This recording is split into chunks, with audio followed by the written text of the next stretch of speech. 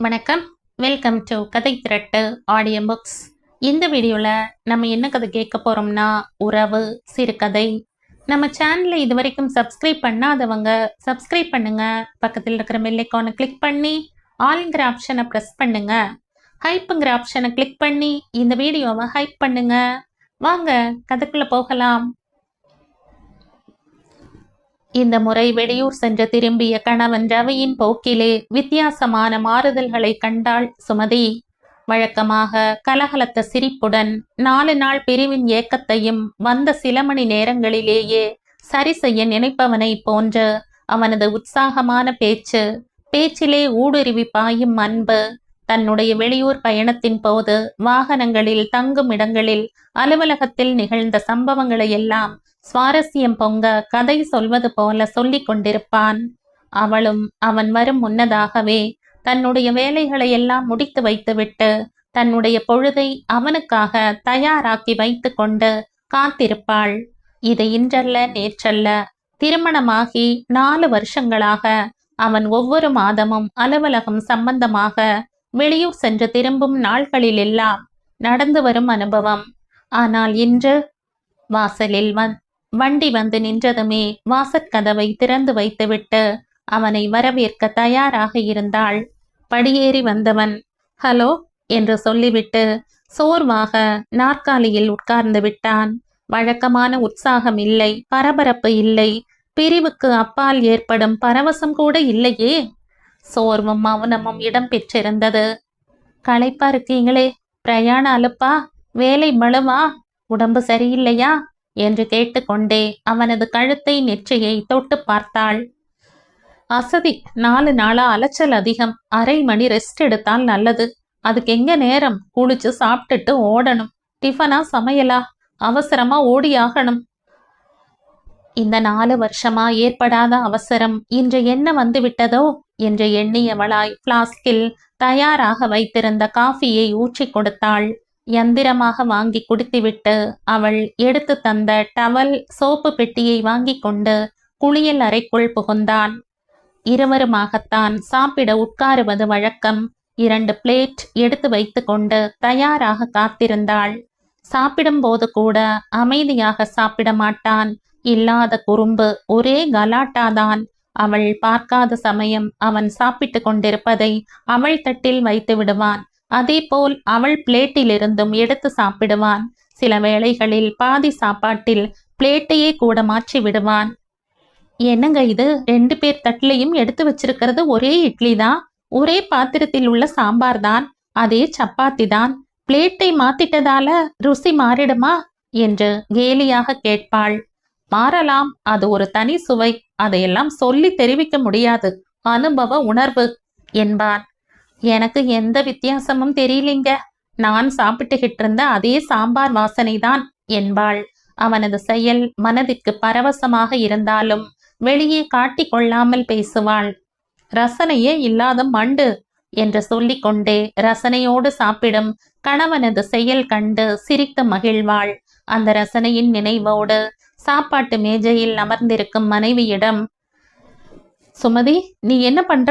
உட்கார்ந்து சாப்பிட எனக்கு நேரம் இல்ல, என்ன இருக்கோ அதை பாக்ஸ்ல போட்டு கொடுத்துடு, நேரம் கிடைக்கிறப்ப சாப்பிட்டுக்கிறேன் என்று சொன்னவன் 10 நிமிஷத்தில் உடை மாற்றிக்கொண்டு அலுவலகம் செல்ல தயாராகிவிட்டான்.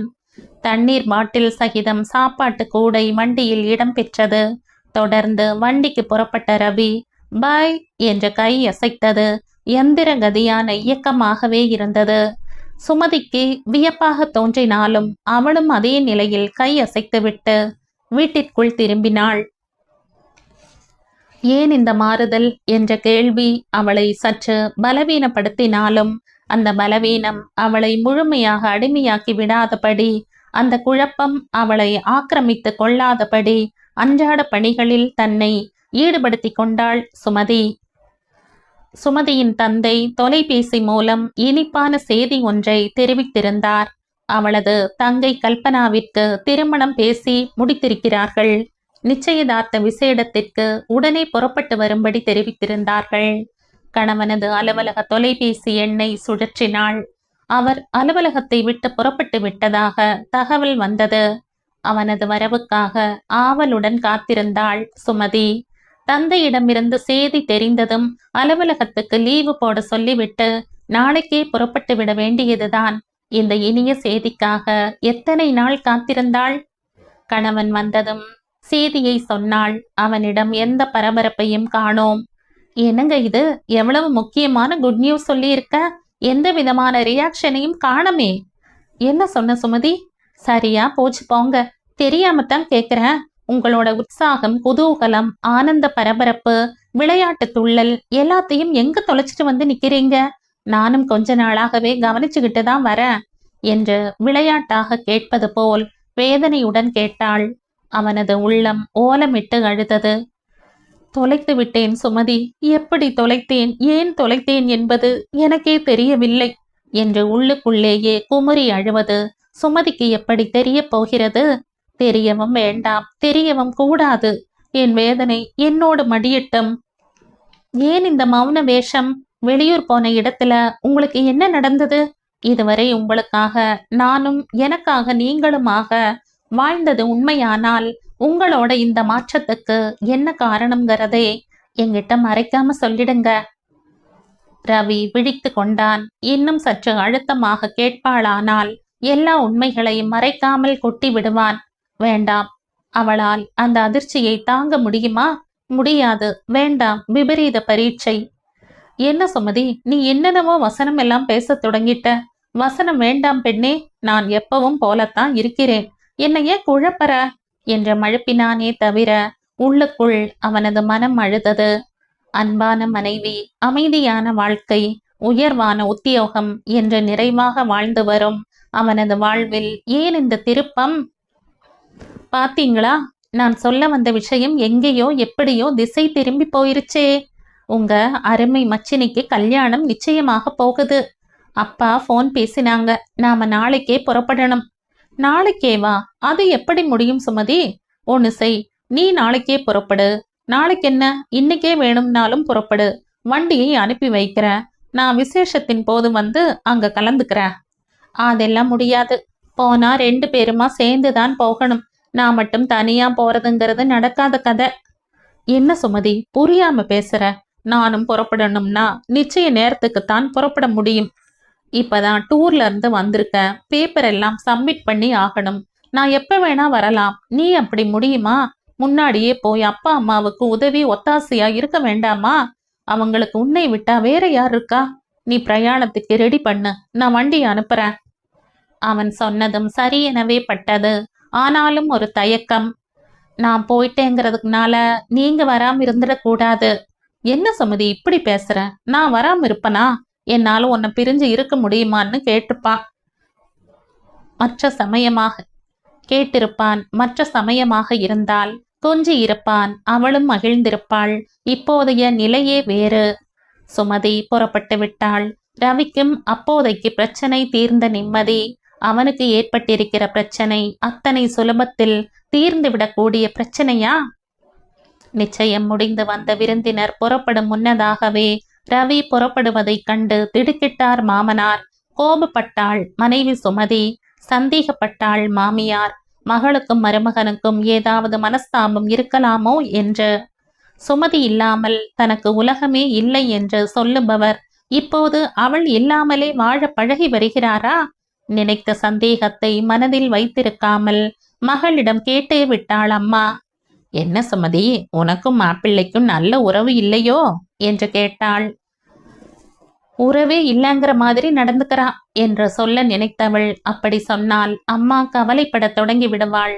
அம்மா கவலைப்படுவதோடு மட்டுமல்லாமல் வீட்டில் உள்ள எல்லோரையும் ஒரு கலக்கி எடுத்து விடுவாள்.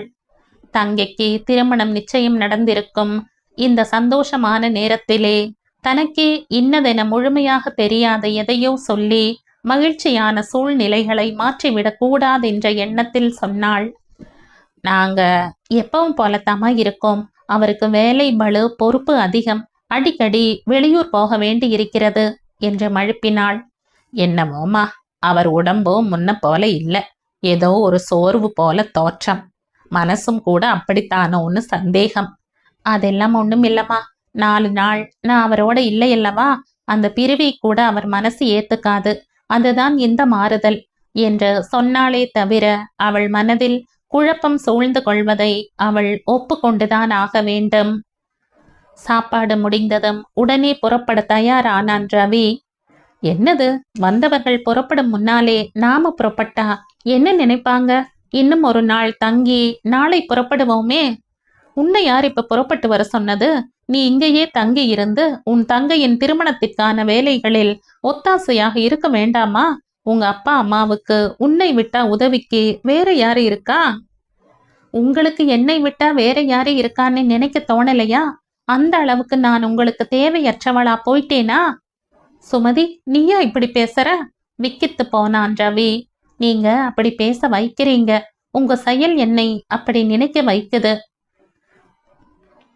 சுமு, நீ என்ன புரிஞ்சுகிட்டது அவ்வளவுதானா? நான் சொல்ல வந்தது என்னன்னா, நீங்க ஒன்னும் சொல்ல வேண்டாம். டிரைவரை கூப்பிட்டு வண்டி எடுக்க சொல்லுங்க. நான் ரெடி. என்ன கொஞ்சம் பேச விடம்மா. நான் இன்னும் 4 நாள்ல சிங்கப்பூர் கிளை அலுவலகத்துக்கு போய் ஆகணும். 1 மாசமோ 2 மாசமோ தங்க வேண்டி இருக்கும். உன்னை கூடவே அழைச்சிட்டு போகலாம். உன் தங்கையின் கல்யாணத்திற்கு உன் ஒத்தாசை வேண்டாமா? கல்யாணத்துக்கு நான் வரும்போது நிச்சயமாக உன்னை கூட்டிட்டு போயிடுவேன். அதுவரை நீ இங்கே இருப்பதுதான் நல்லதுன்னு எனக்கு தோணுது. அப்புறம் உன் இஷ்டம். மகள் என்ன சொல்ல போகிறாளோ என்று தவித்து நிற்கும் அம்மாவின் பார்வை. அக்கா, என் கல்யாணம் வரை என் கூடவே இருந்தேன்னா எத்தனை சந்தோஷமா இருக்கும் என்பது போன்ற தங்கையின் எதிர்பார்ப்பு, அப்பாவுக்கு உதவியாக இருக்கணுங்கிற உள்ளுணர்வு எல்லாமாய் அவளை அங்கே நிறுத்தி வைத்தது. ரவி புறப்பட்டு போனான். தினமும் தொலைபேசியில் பேசிக் கொள்வார்கள். மாலை 7 மணிக்கு என்ன முக்கியமான காரியமாக இருந்தாலும் நிறுத்தி வைத்துவிட்டு தொலைபேசி அழைப்புக்காக தவமிருப்பாள். 2 நிமிஷம் தாமதமானாலும் துடித்து போவாள். அந்த குரலை கேட்டும் நாட்களை கடத்தி கொண்டிருந்தாள். திருமண நாள் வந்தது. குறிப்பிட்டபடி ரவி ஆஜரானான். ரவியாது? அந்த 2 மாத இடைவெளி அவனது உடம்பை இந்த அளவுக்கு உருக்குலைத்து விடுமா? துடித்து போனாள் சுமதி. கல்பனாவின் திருமணம் எந்தவித குறையுமின்றி நடந்து முடிந்தது. பெண்ணும் பிள்ளையும் அவர்கள் வீட்டிற்கு புறப்பட்டு சென்ற கையோடு சுமதியும் ரவியுடன் தன் வீட்டிற்கு புறப்பட்டு விட்டாள்.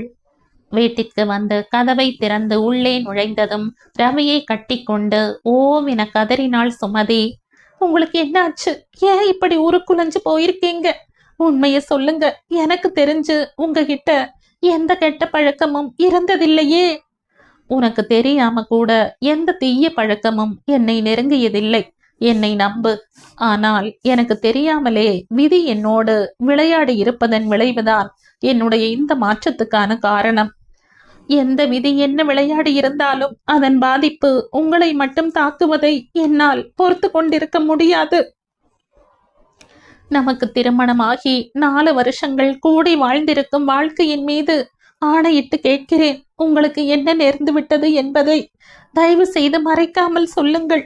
நீங்கள் சொல்ல போவது எந்த விஷயம் ஆனாலும் அது நம்மை, நமது பவித்திரமான அன்பை கூறு போட்டு விட முடியாது. என் மனம் இரும்பு, அதை உடைத்து விட முடியாது. சொல்லுங்கள் என்று அவன் கால்களை இறுக கட்டி கொண்டாள். எனக்கு வரக்கூடாத வியாதி வந்திருக்கிறது. இரத்த பரிசோதனையின் மூலம் கண்டுபிடிக்கப்பட்டு டாக்டர் உறுதியாக சொல்லிவிட்டார். கேன்சர் என்னும் கொடிய நோய் என்னை தாக்கி இருப்பதால் அந்த கொடிய நோய் உன்னையும் தொற்றிவிடக் கூடாது என்றுதான் உன்னை விட்டு ஒதுங்குகிறேன். எனக்கு உங்கள் மீது பயங்கர கோபம். சத்தியமாக சொல்கிறேன் சுமதி, இந்த வியாதிக்கு நான் காரணகர்த்தா அல்ல என்பதை நீ நம்ப வேண்டும்.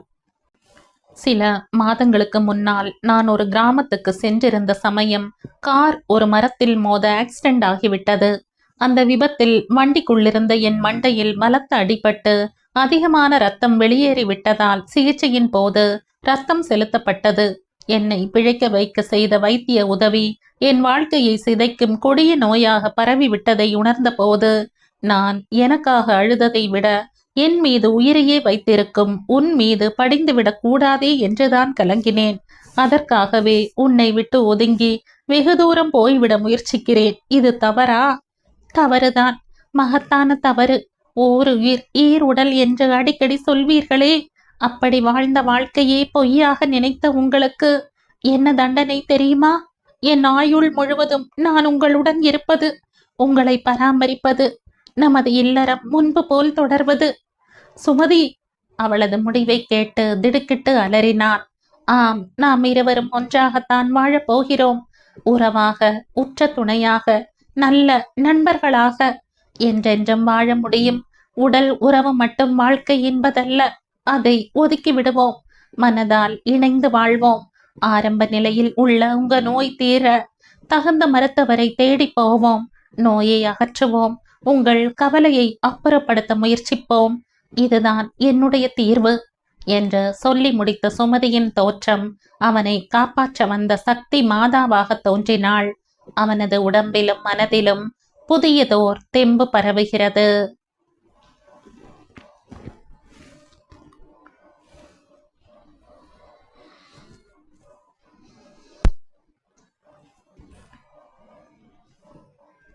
இதோடு இந்த கதை முடியுது. இந்த கதை உங்களுக்கு பிடிச்சிருந்தா லைக் பண்ணுங்க, ஷேர் பண்ணுங்க, சப்ஸ்கிரைப் பண்ணுங்க. மற்றும் ஒரு இன்ட்ரெஸ்டிங்கான கதையோட அடுத்த வீடியோல சந்திப்போம். பாய். தேங்க்யூ.